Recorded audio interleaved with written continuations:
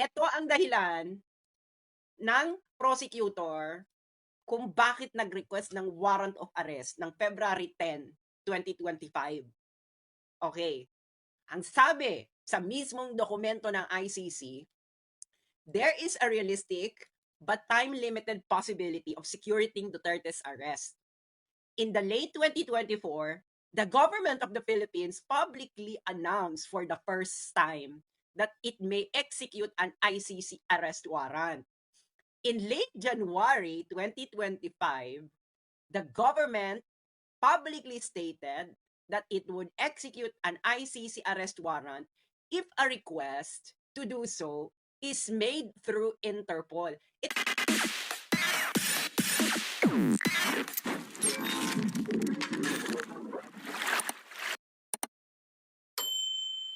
Hello. Magandang hapon po sa inyong lahat. Ito po si Sas Rogando Sasot. Kamusta po kayo? Ayan, mainit ang balitang ito dahil huhubaran na lalong lumalala ang kasinungalingan ni Bongbong Marcos. Okay, i-share niyo muna ito dahil bago lang ito dahil kaka-release lang. I think this was yesterday, but this is yesterday The Hague time. Okay, so Netherlands time. So hindi natin 'to nasubaybayan. Okay? Ito yung i-share niyo muna ito para malaman ng maraming tao ang ating chika. Okay, i-share niyo ito dahil halata nang nagsisinungaling si Bongbong Marcos, lalong lumalala ang kanyang kasinungalingan dahil may ebidensya. Hindi ito fake news. Kaya Claire Castro, tigilan mo na yung pagsisinungaling mo. Tigilan na sana ni Claire Castro ang kanyang pagsisinungaling at ni Bongbong Marcos. Okay, so sana yung mga sundalo at pulis makinig sa akin dahil niloko kayo ni Bongbong Marcos.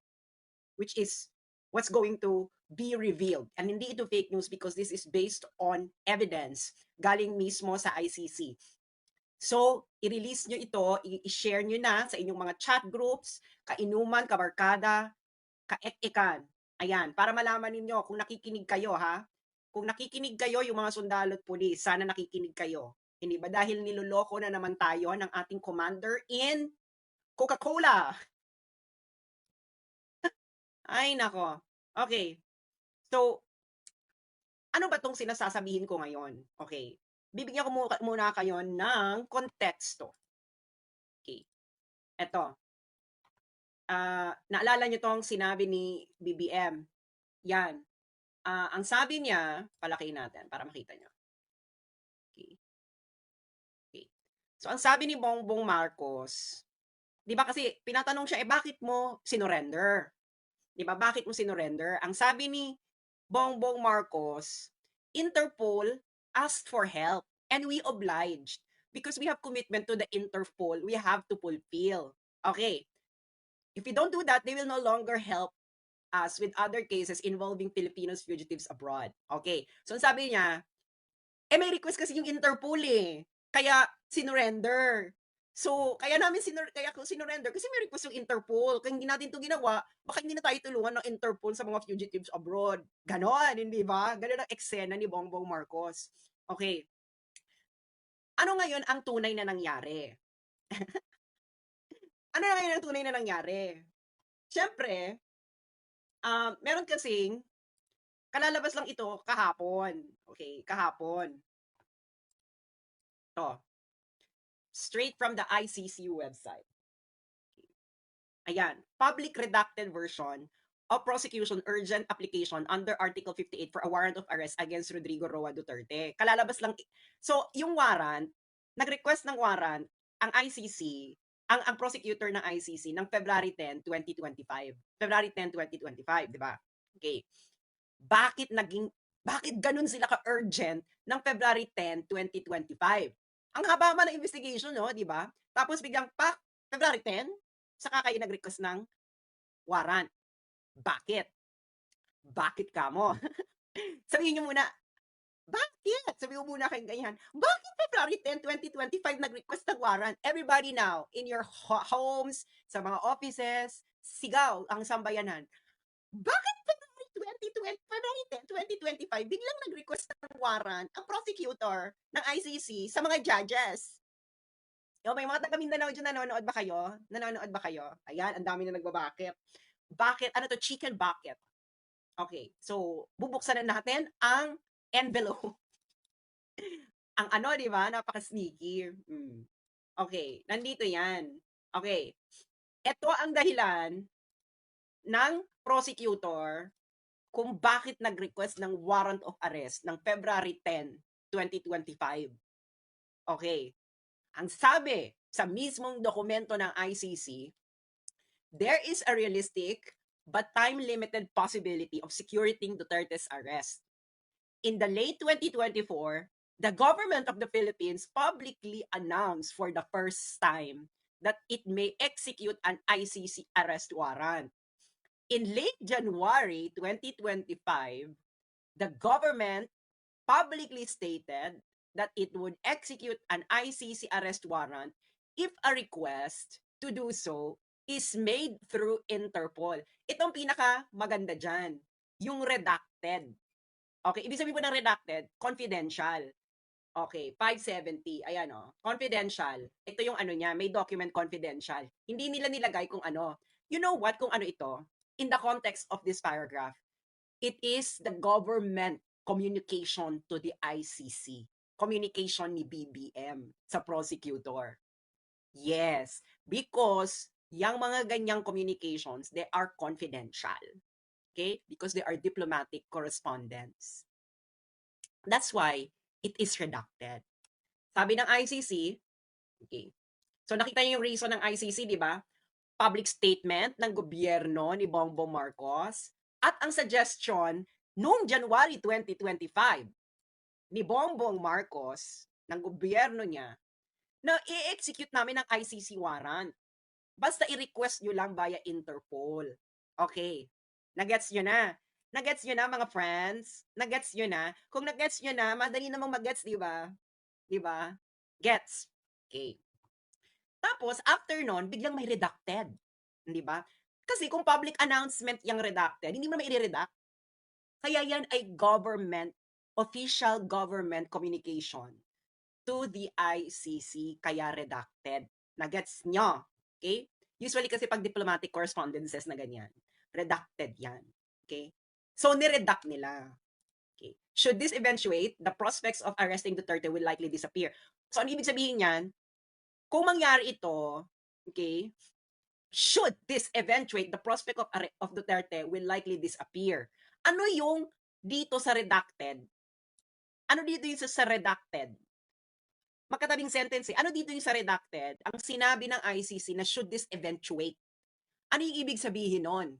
Ibig sabihin na should eventuate, kung mangyari ito, ang possibility na ma-arrest natin si Duterte ay mawawala. Okay.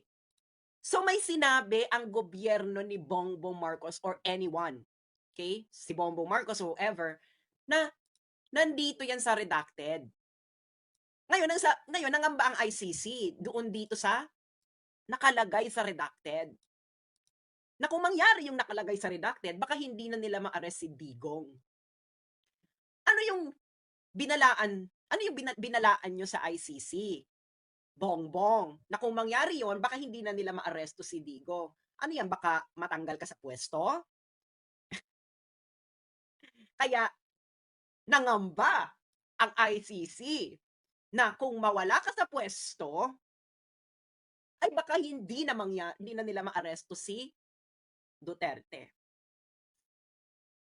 Nagets nyo na? Kaya, isang malaki na namang budolero ang ating commander in Coca-Cola. O, kayo nagbigay eh. O, kayo, February 10, 2025, nag-apply ng warrant urgent. Bakit urgent?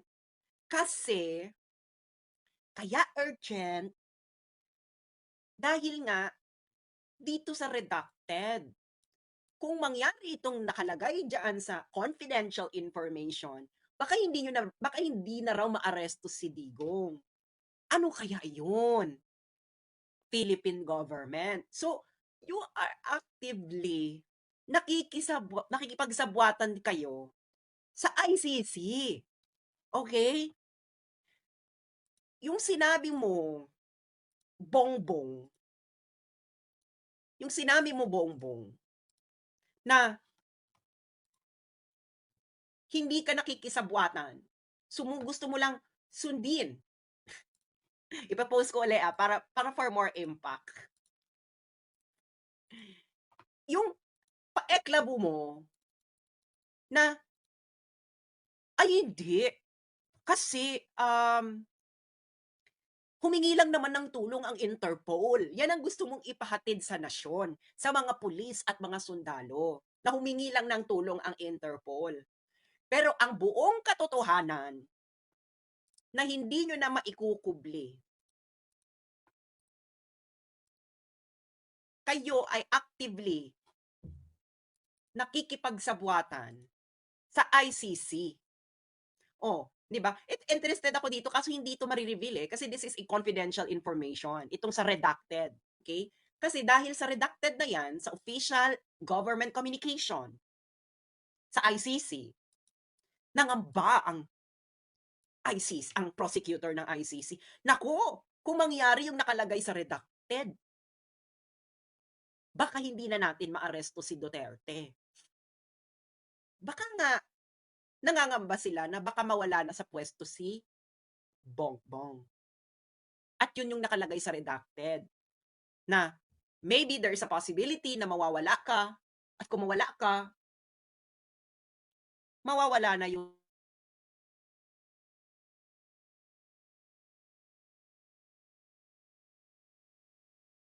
so, ibig sabihin, ang chance talaga ng ICC ay dapat nandyan si Bongbong Marcos.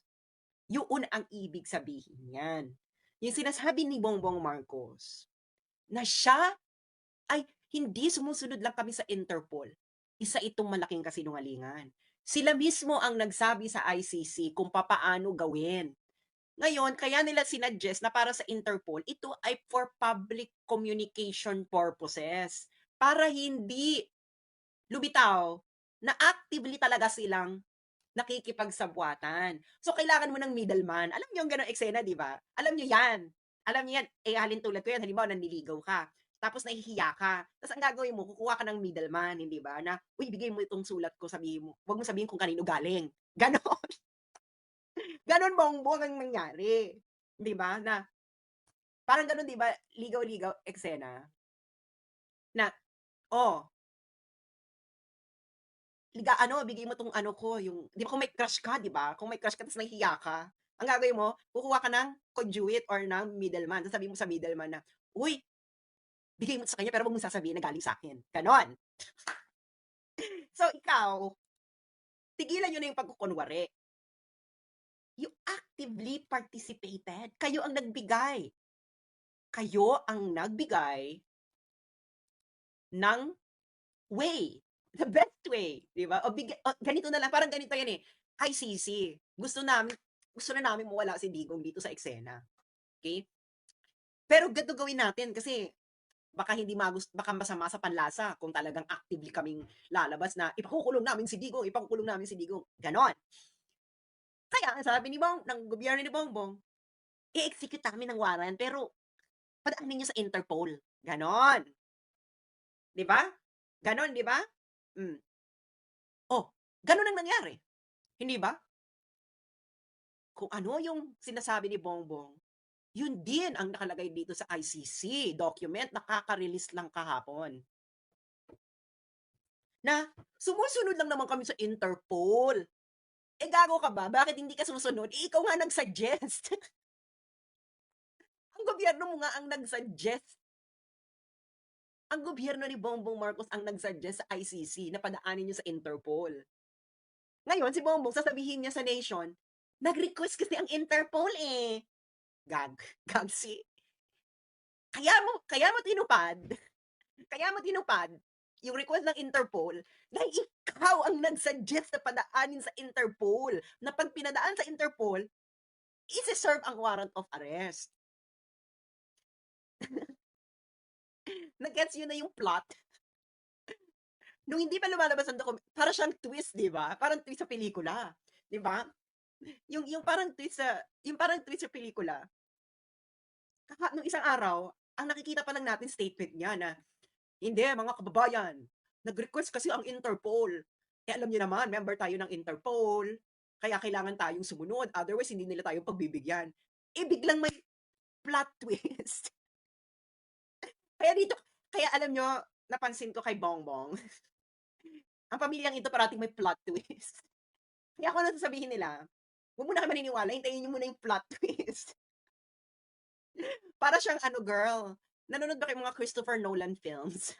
Yung Inception, Interstellar, yung mga ganyan ba yung mga ano ni Chris Nolan, 'di ba ang hilig ni Christopher Nolan sa plot twist? Parang ganyan ang pelikula ngayon. May plot twist, hindi ba? So, gobyerno mo, Bongbong, ang actively nagsa-suggest sa ICC. At ito talaga interested ako dito, eh, sa redacted. Bakit? Kasi kung mangyari yung nakalagay sa redacted, baka daw hindi na nila maaresto si Digong ng ICC. Hindi na hindi na most probably hindi na nila maaresto kung mangyari yung sa redacted. Ano ba 'yan? Mawawala ka sa puwesto or 'wag naman sana or alam niyong may taning na buhay ni Digong. Pero kung alam niyo na may taning yung buhay ni Digong, tapos pinagmadali ninyo, hindi ba parang mas nakakaloka yun? Yung, "Ay malapit ng mategi, yung malapit na mategi si ano, hulihin niyo na." Sana yun, hindi ba? Eh, pero well, given na ang gobyerno natin ay commander in Coca-Cola, hindi malayong puwede rin yun, hindi ba? Alam niyo naman, ang mga adik animal. Pero i-di-discuss ko mamaya yung word na animal, ha. Pero baka ang more like puwede rin na, baka mawala na kasi kami sa puwesto. Eh, kung mawala na kami sa puwesto, hindi niyo na maaresto kasi ang papalit yung anak niya. Eh, kung anak niya yung pumalit, papaano maaresto? Alam niyo na. Again, February 10 lang po nag-request ng warrant ang ICC. Bakit sila nagmadali? Nagmamadali sila, madali, madali, madali. Dahil nga kung mangyari yung nakalagay dito sa redacted, baka daw hindi na maaresto si Digong. Yang redacted na yan ay government communication yan. Yes, yes, boom. Nakikita niyo yung flow, 'di ba, nung paragraph? Public statement ng gobyerno, public statement ng gobyerno ni Bongbong, and biglang redacted. Public, public, private. Hindi ba? Public, public, private communication ng gobyerno ni Bongbong. So, mga friends, taga Mindanao, mga taga-supporters ni Bongbong at media, bakit ba gustong-gusto niyong niloloko kayo ni Bongbong? Masarap ba? Masarap bang niloloko ni Bongbong? So, si Bongbong Marcos, ang gobyerno po ni Bongbong Marcos, ang nag-suggest sa ICC na ipadaan sa Interpol. Na-gets niyo na? Ang gobyerno ni Bongbong Marcos ang nag-suggest sa ICC na padaanin ang warrant sa Interpol. Kaya niya sinunod ang Interpol request na sinasabi niya dahil siya nga ang nag-suggest nun sa ICC. At ito ang nakalagay sa dokumento mismo ng ICC. Yang redacted ang pinakamaganda na makuha. Pero hindi natin makukuha kasi confidential information to eh. Unless na meron tayong mga ano, no? Unless meron tayong mga tao sa ICC or alam nyo na, at yung mga friends natin sa DW. Kung hindi nyo alam yung DW, baka ma-extract nyo yan. Hindi ba? Yung redacted na yan. Ibibigay ko yung number ha, sa mga friends natin sa DW. Ito yung redacted. Oh. Ito yung document number. PHL OTP 00015372. So, ito yung bongga, di ba? Kung mangyari yung nasa redacted, baka hindi na natin ma-aresto si Duterte. Dalawang possibilities lang yan. Mawala si Bongbong sa pwesto. Baka may sinabi yung gobyerno na baka kasi wala na kami sa pwesto eh.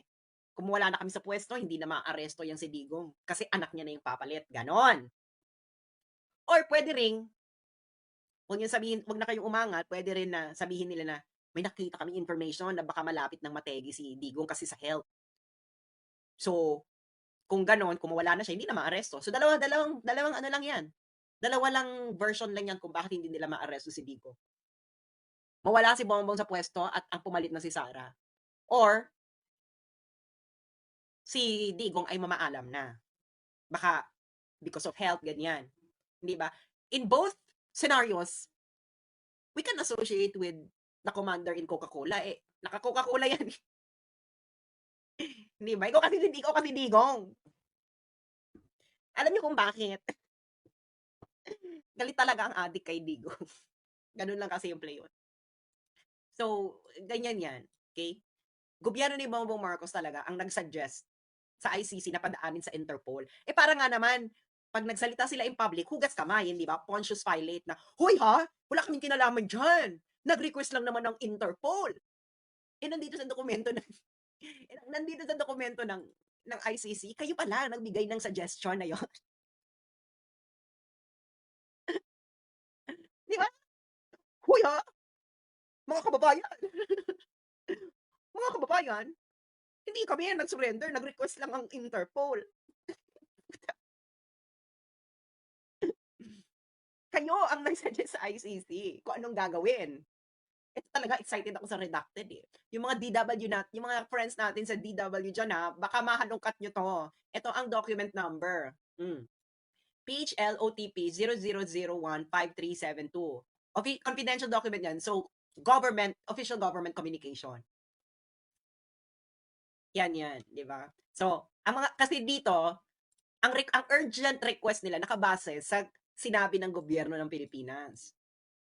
Noong 2024, noong 2025, and of course, before February 10, 2025. Pero ito redacted, confidential communication yan ng gobyerno. Na sinabi doon is, friends, alam naman natin pareho natin gustong mawala si Digong. Friends in ICC, gusto natin pareho mawala si Digong, ganyan. Gawin nyo na, nandito pa kami sa pwesto kasi baka mawala na kami. Diba? Kasi may namumuong intertropical convergence zones within Philippine Area of Responsibility.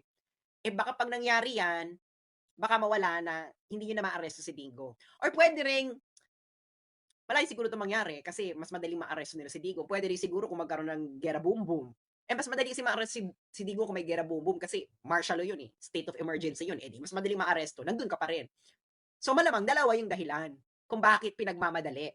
Either baka malapit ng mategi boom boom si PRRD kasi nga matanda na. Let's just admit it. Baka may nalaman silang ganon. Or baka nangangamba sila na mawala sila sa pwesto, yung sina Bongbong. Siyempre, nagpanik ang ICC kung ano man yung nakalagay sa redacted. Shit, kung mawala na si Bongbong, hindi na natin makukuha yan si Digong kasi anak niya na yung papalit. Or, naku, kung mategi na si Digong, hindi na natin makukuha yan. Wala na tayong pang press release na meron ba palang silbi ang ICC, ganyan. Kasi friends, ngayon, nanganganib ngayon ang ICC kung may silbi pa siya. Hindi ba? So talagang, the stars aligned, the stars of the ICC and Bongbong Marcos aligned. Alam nyo na, yung isa, Bongbong, tanggalin na yan dito si Digong. Ipa-ICC na natin. Ayun ang best way kay Digong eh, na tanggalin si Digong. Well, there are two things that Digong want to do. Pwede niyang ininoy si PRRD or let the ICC handle the problem. Ganon. Nagigets niyo? Ngayon, ano ni Bongbong, let's ICC handle the problem. Sabihin natin, aarestuhin natin, pero padaanin nila sa Interpol. Ganyan. So ngayon, ano kayo ngayon? Sumunod lang sa request ng ICC? Sumunod nga kayo kasi yun nga yung suggestion nyo. Hindi ba? Okay, so basahin natin ang ibang nilalaman nitong reason ng ICC prosecutor kung bakit sila humihiling na warrant. Ito. Third, ito yung mga dahilan nila ng kanilang Third, during his presidential campaign, Duterte announced his intention to implement the common plan nationwide if elected. Yung common plan na ito yung common plan on how to eradicate the drug problem. promising to eradicate criminality within 6 months by emerald criminals, Duterte and his co-perpetrators prepared and coordinated so as to immediately ready for this eventuality. Such that on the very same day, Duterte appointed co-perpetrator, I think this is De La Rosa. So, De La Rosa, you might be next. In advance of his inauguration, redacted, this is De La Rosa. Okay. Now,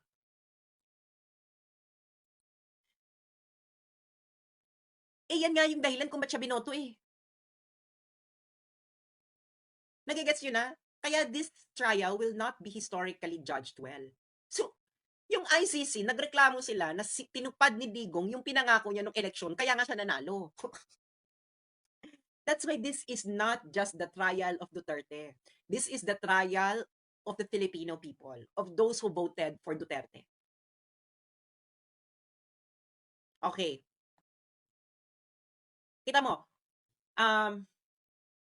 ito yung paragraph 83. Fourth, throughout its presidency, Duterte and other high-level officials in administration repeatedly confirmed the existence and scope of the common plan. Yung common plan, yung eradication, through their public statements, which both expressly outlined the plan and endorsed or supported the killings. For example, in a speech to self-confessed drug addicts in Bacolod City, De La Rosa told them to kill the drug lords and burn their houses for having made them addicted to shabu.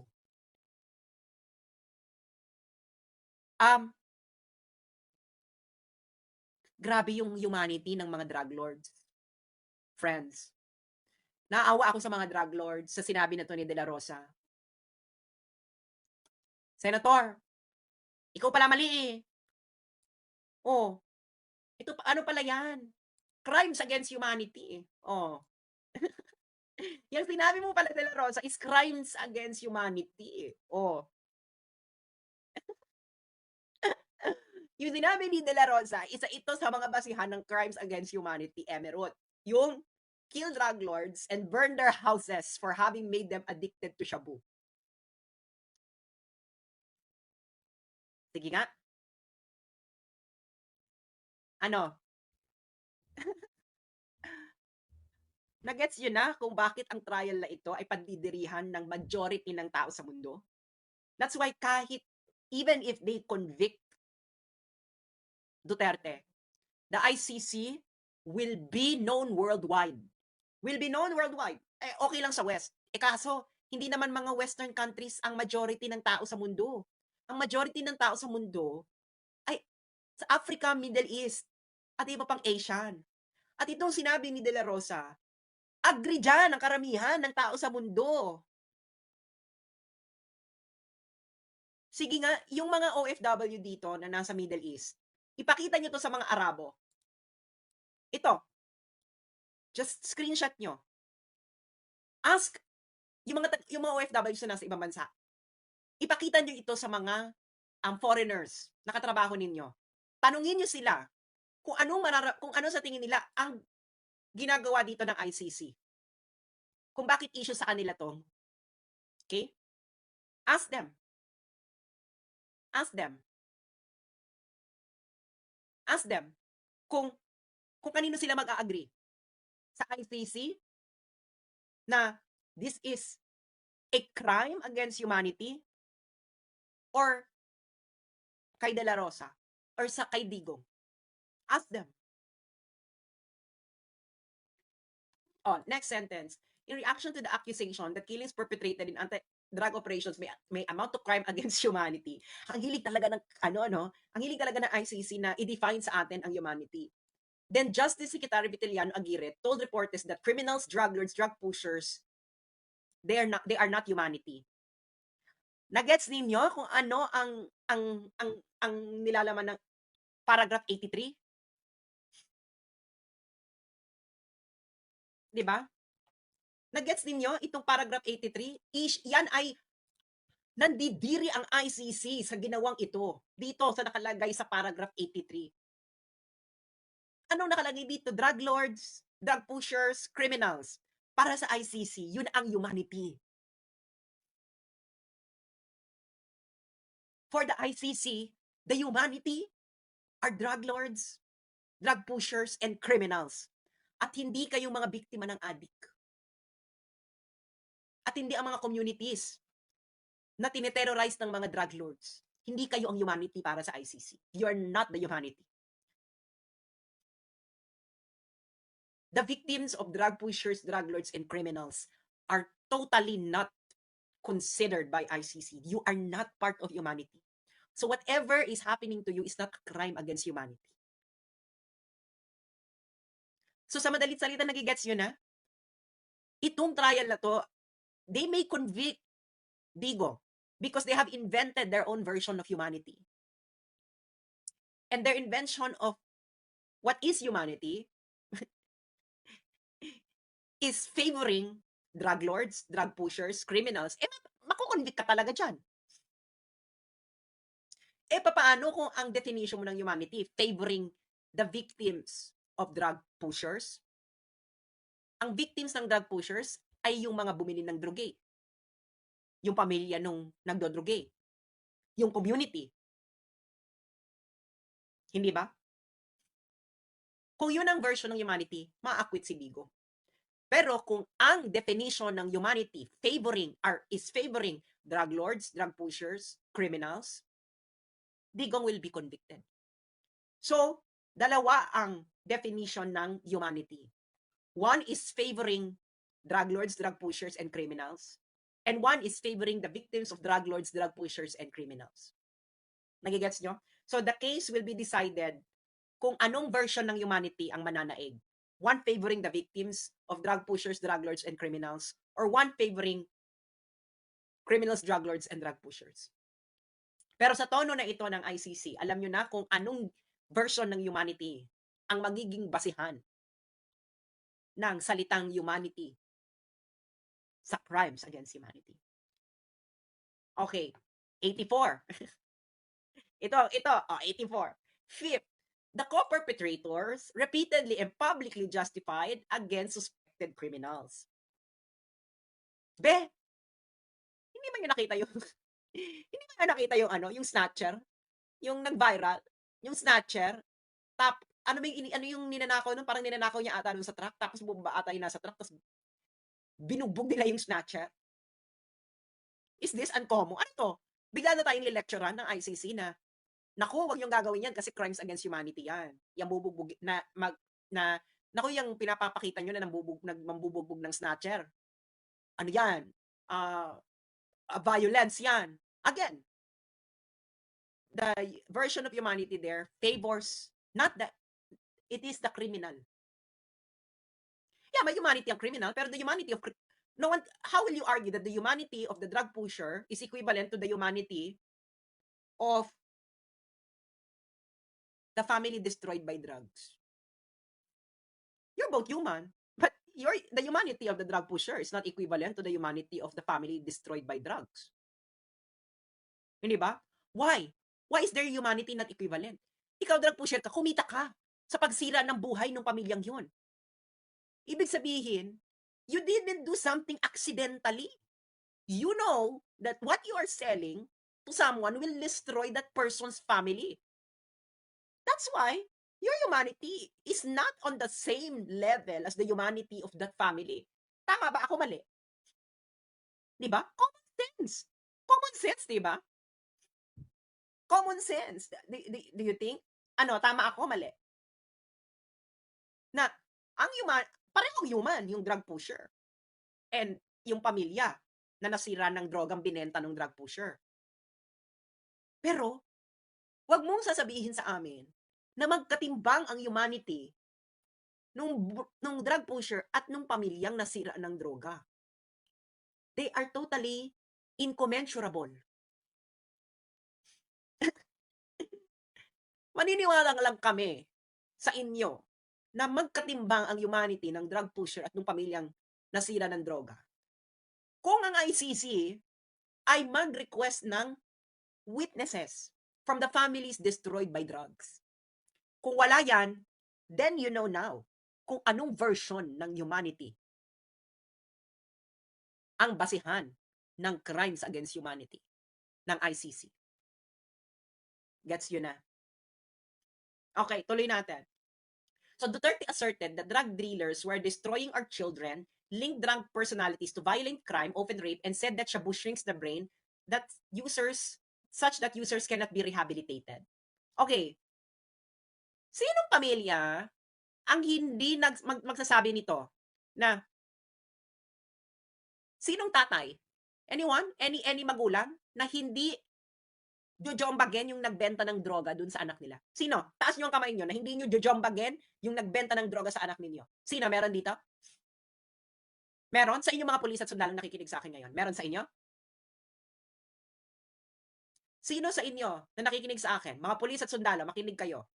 Anyone among you na hindi nyo jojombagen ang drug pusher na nagbenta ng droga sa anak ninyo? Or barkada ng anak ninyo na pinajaming ang anak ninyo sa droga? Hindi nyo bububugin? Wala? Hindi nyo jojombagen? Sino? Mag-ano tayo, survey.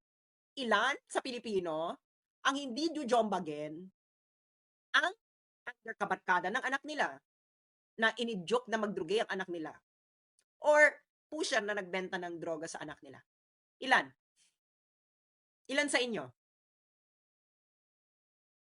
Ay, yung iba nga dyan talaga, hindi lang jombag eh. Aminin nyo yan. Ilan? Wala. Sino? Gusto ko talaga i-address yung mga sundalo at pulis. Ilan sa inyo, mga sundalo at pulis, na hindi nyo jojombagin, na hindi nyo man lang kukwelyuhan, hindi nyo man lang pipigutin, hindi man lang kayo makakasapa?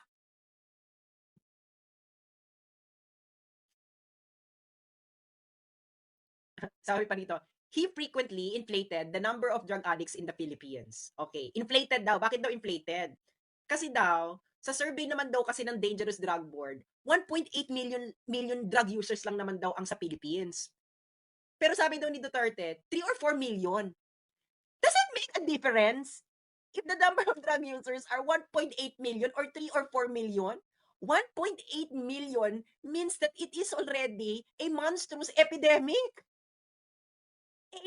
Yung COVID nga, ilan lang yung na-infect sa Pilipinas. Naloloka na tayo. Droga today. 1.8 million nagdodroga. Nagigets yun na yung kahukangan nito? Ha? Okay, i-explain ko sa inyo ha. I-explain ko sa inyo. Nung COVID, wala pang 1.8 million. Naloka na tayo. Di ba? O isarado lahat, di ba? O ikulong lahat sa bahay, ganyan. Yung may COVID, kung may COVID ka, hindi ka naman nagiging violente, baka kahawa ka lang, hindi ba? Ganyan. Pero ikaw may 1.8 million ka na Jody, hindi issue yan sa'yo. Violent naman talaga ang mga nagsha-shabs. So may this is at least 1.8 million. Hindi ba? At yung ICC judges pa, halatang walang alam sa math. Ang survey na yan, may confidence interval. So, inflated kasi sa survey, 1.8 million. Gagdi ka ba? At least 1.8 million yung umamin.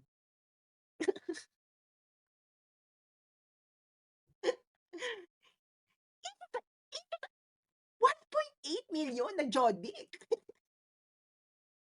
Girl! 1.8 million. That's like, kung sabihin natin yan, half niyan ay pamilya, ay one Jodic per family. Yan. That's 1.8 million families in the Philippines. Tapos, issue sa'yo. Issue sa ICC na hindi in-inflate niya, hindi naman 3 or 4 million, 1.8 lang.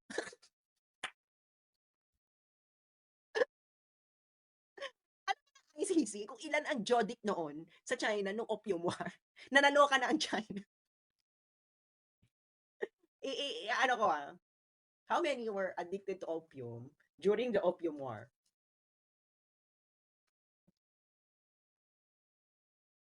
Okay. Baka kasi ang gusto ng ICC, maging Opium War levels. Para talagang justified. Kasi nung Opium War level, alam nyo, kaya galit ito ang rason kung bakit talaga dito sa China talaga. Kaya kami dito sa school, sa university, pinapipirma kami na bawal kami makipagbarkada sa Jodic. Eto 30%. So 30% ng population no, ng China na jodic sa opium. Kaya naloka ang China. At alam niyo kung sino ang nagbebenta ng opium nun sa China? Dahil nga lucrative eh. 90 million, jodic, hindi ba? Lucrative. Ilan ba yung 1.8 million? Ilan ang population natin noong 2016? 2016 population, Philippines.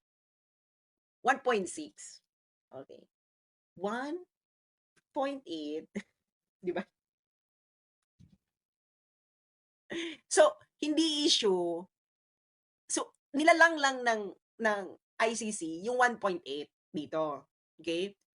Be, um, malamang yung 1.8 million na yan, adults. Di ba? Adults yan. So, ilan ang adult population? Adult population, Philippines, 2016. Okay, 2016, adult population. Okay, in 2016, ang 15 years old and above is 59.39. Okay, so 1.8 divide 59.39. 3% of your population, 3% of your population are addicted to drugs, of your adult population. 3%. So, ang sabi ko nga sa inyo, nung opium war, 30% na ng population ng China addicted sa opium dahil sa at ang mga nagbebenta diyan yung ninuno ni Roosevelt, ang mga Briton kasi lucrative. So umabot na ng 30%. Syempre naloka ang China, nakakaloka. Yung mga tao hindi na nagtatrabaho ganyan kasi opium.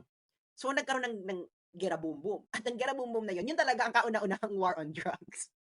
Yung war on drugs na yun, ang involved is yung bansa nung ICC prosecutor. Di ba yung ICC prosecutor, si Karim Khan. Si Karim Khan ay taga UK. Si Karim Khan ay Briton. UK. Kaya galit talaga yan sa war on drugs. Natalo sila kasi ginera nga nila yung China noon para sa droga. Dehado ka talaga dyan, digong. Si Karim Khan ay Briton, taga UK. Yung UK, ginera ang China noong 19th century dahil ayaw na ng China ang drugi, di ba? So, naimbyar na ang UK. Ayaw nyo ayaw nyo na kaming pagbentahin ng drugi dyan sa China. Ginera ng UK ang China. Mahina ang China. Paano ka hindi magiging mahina? 30% ng population mo naka-opium. Alam niyo yung opium? Kung ano nangyayari ngayon sa US, yung parang zombie-zombie, gano'n. So, can you imagine, 30% ng population mo is parang zombie-zombie na? Matatalo ka talaga sa gera. Di ba? Natalo sa gera ang China. Yun talaga ang original war on drugs. Na nilaunch actually, hindi yun ang war on drugs. That is war for drugs. Na ginawa ng UK na bansa ng ICC prosecutor. Okay. So ngayon, natalo, di ba? Kaya yung Hong Kong, napunta sa UK. Nagets sila yung istorya ng Hong Kong. Natalo dahil sa war for drugs ng UK laban sa China. Kaya yung China talaga yan. Pag drugi, talagang may trauma na ang China sa drugi. Can you imagine? Kamunti ka nang mawasak ang for the first time sa China. Sa buhay niya siguro for the first time nangamba sila talagang mawawarak talaga ang China ng bonggang-bongga. Okay. Ngayon, 30% ng population. So tayo, yung 1.8, parang hindi problema sa ICC na may 1.8 million addicts sa Pilipinas. Sabi nila, 1.8 million lang naman ang addict sa inyo. Hindi naman, mali naman si Digong, hindi 3 or 4 million addict. Does it mean anything? Yung COVID nga, hindi, yung COVID nga, tinanggalan na natin ng lahat ang dami nating karapatan na sinurrender. Ilan lang, kahit ilan pa lang may COVID dun sa atin. Tapos ito, 1.8 million lang naman ng jodik sa inyo. Bakit naman kayo naninikil ng karapatan?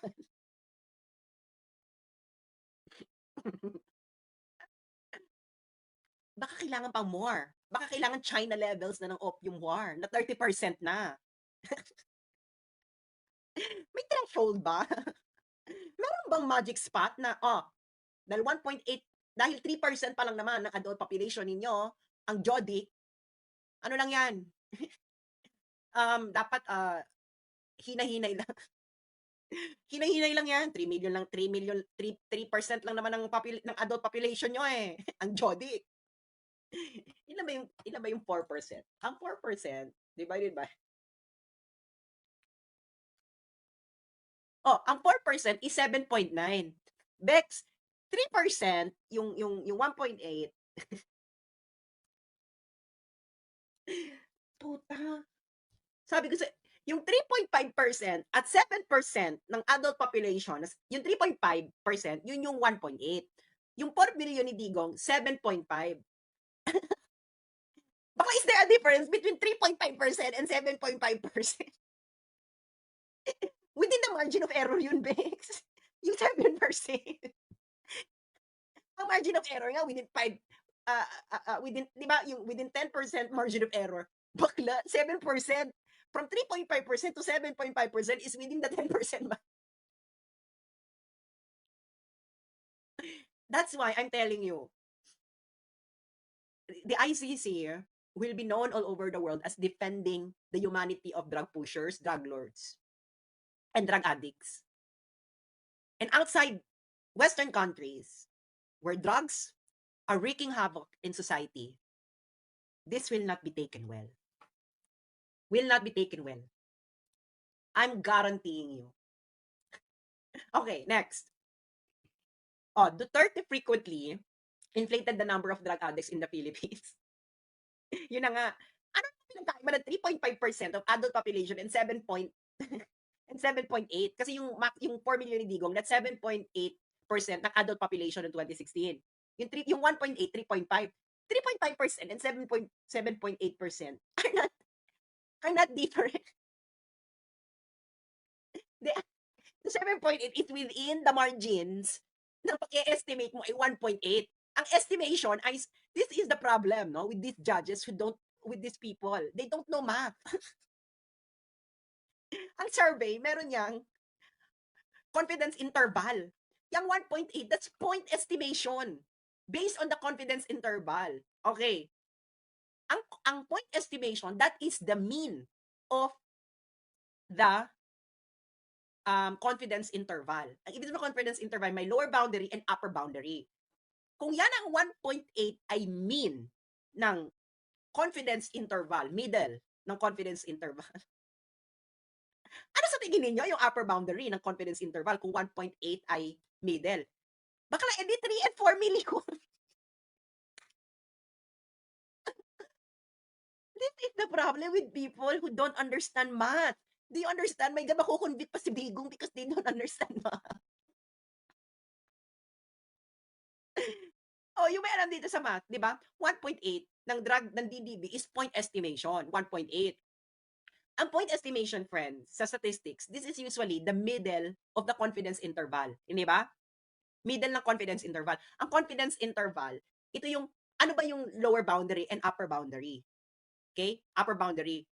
So, ang sinungaling dito ng ICC, hindi nila sinabi kung ano yung confidence interval ng 1.8. Because 1.8 is not the true number of addictus benedictus. It is a statistical estimation. And every statistical estimation has a confidence interval. Okay? The confidence interval would say the true number of addicts will be within this boundary. Okay? It's either exacto dun sa lower boundary. It's any value within that, the upper boundary and lower boundary. So yung 1.8, that is the middle. Most probably, kasi ganun usually. Ang point estimation, usually it's in the middle. So anong upper boundary ng 1.8? Ang tanga ng ICC. Hindi po binibilang ang addictus. Wala pong census ang addictus. Yan, may census na para malaman mo yung eksaktong number na, okay, lahat ng addictus benedictus, pupunta ka ng bahay-bahay, addictus benedictus. Ilang kayong ganyan ba? May nagsisensus ba? That's why I'm telling you, ICC will be tagged in history for this case. as defending drug pushers, drug addicts, and drug lords. This will not be taken well by a lot of countries. At baka marami pang umalis. Kasi if they're not gonna have a crackdown, kasi pag malaking at stake dito, if Duterte gets convicted, at ganito pala kabilis ang process na madadala ka sa The Hague at Netherlands, walang matinong bansa ang gustong danasin yung madadanas ni Digong. Because every country would like to have a violent crackdown on Duguay, except some countries in Europe. Dahil ang mga politicians sa Europe, mga addictos. Marami dyan addictos. Tingnan nyo yung sa UK. Nakakaloka yung, ano pa to, Conservative Party yung party nila bahay-bahay, ang daming traces ng Coca-Cola. Saka yung maraming addictus. Kasi nga liberal, addictus. They would. Okay. Sabi dito, he frequently inflated the number of drug addicts in the Philippines and referred to drug users and dealers as animals in apparent attempts to dehumanize them. Nagigets yun na. Itong ICC prosecutor na to, ang sinabi dyan, hindi niya alam kung ano ang ibig sabihin sa Pilipinas pag tinawag nating animal ang isang tao. So ngayon, friends, ang kultura natin ngayon, bawal na tayong tumawag ng animal. Dahil nga, ano daw to, crimes against humanity. Nagigets yun na. Crimes against humanity na yan. Magiging ano na yan, ebidensya na yan for crimes against humanity. So kung may nanloko sa ina jowa mo, wag mo tatawaging animal. yung mga magulang nga natin, mula pagkabata natin, pag may ginagawa tayong kapilyon, tinatawag tayong animal ka, animal. Ito na naman. The co-perpetrators employed words and imagery encouraging aggressions and violence against alleged criminals, conveying a message to law enforcement personnel and the public that alleged criminals would be and deserve to be killed. Sino po dito ang hindi naniniwala na ang mga kriminal doesn't deserve to be tegi boom boom? I swear, kung nabiktima ka ng kriminal, talagang in short, mga kababayan, this is not a trial of Duterte alone. This is a trial of the Filipino people and its culture. Okay? It's a trial of our culture. Na hindi lahat ng ginagawa the Tagalog, our language is kind of violent, no?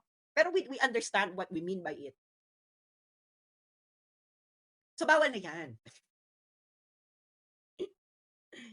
Ay nako.